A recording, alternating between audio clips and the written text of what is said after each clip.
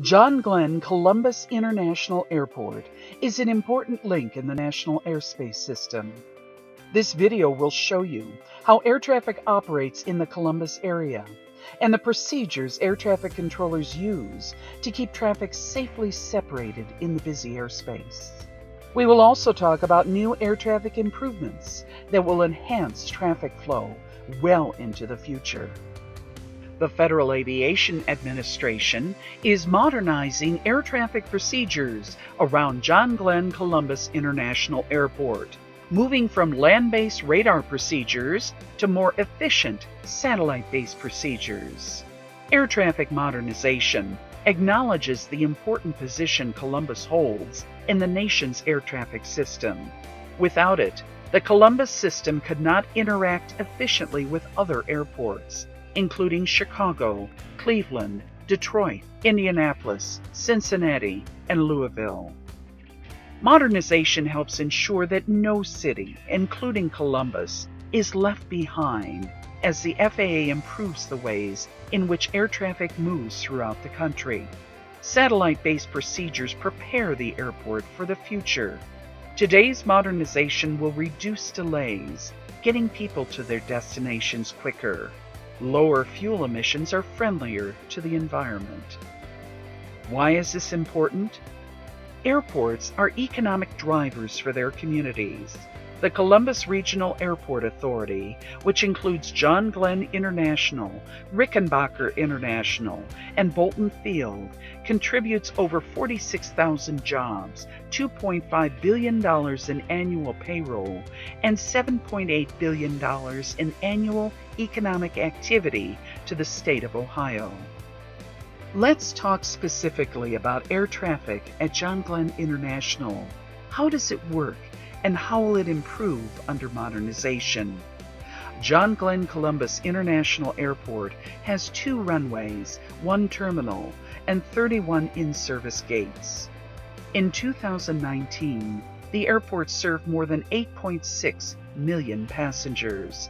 There were approximately 135,000 takeoffs and landings.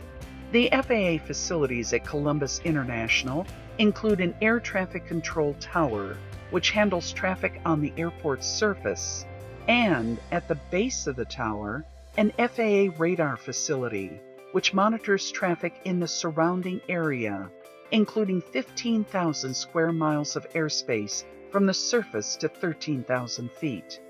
The FAA facilities at Columbus serve 48 neighboring airports. How do planes approach and depart from airports? Each airport is unique.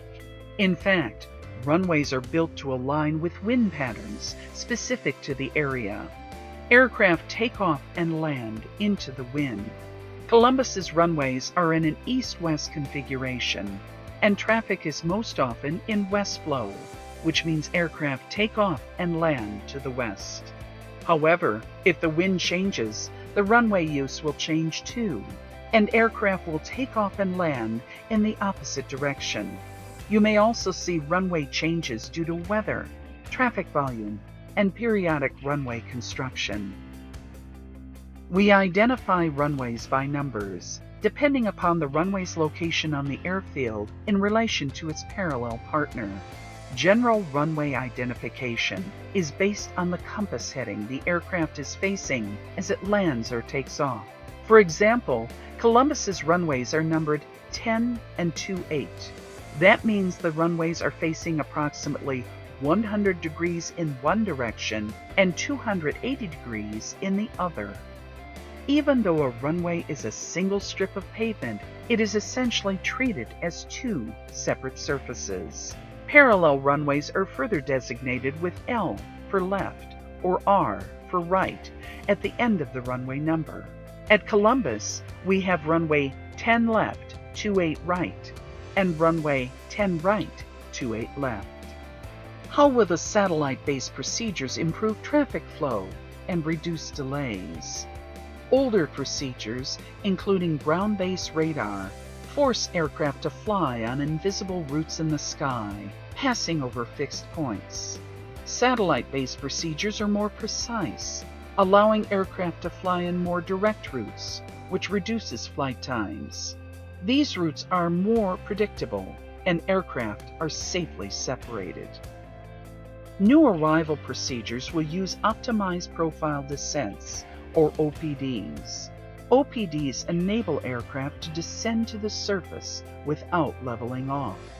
Maybe you remember the stop and start of descents of the past. Optimized profile descent enables aircraft to glide to the ground, which reduces aircraft engine noise and reduces emissions. As you watch this presentation, you may think that you've seen these improvements before. In fact, the FAA invited the public to see the proposed updates in 2017. The Columbus Regional Airport Authority has also shared information. A link to the boards from the 2017 workshops can be found on the Community Involvement webpage on the FAA website. Please look for the page that is devoted to Columbus. In December 2020, the FAA conducted an environmental review of these procedures and found that the airport's overall noise footprint would not change. Satellite-based navigation means that travelers can anticipate reduced delays. Planes will use less fuel, resulting in fewer carbon emissions for the area. Will these procedures enhance the local community? Yes. Our nation's aviation system is a tightly woven fabric. Updated air traffic procedures will help Columbus maintain its position as a key airport in this system and help meet the demands of the future. Thank you for learning more about how air traffic operates at John Glenn Columbus International Airport. Would you like to learn more? Please visit our Community Involvement website at faa.gov for updates.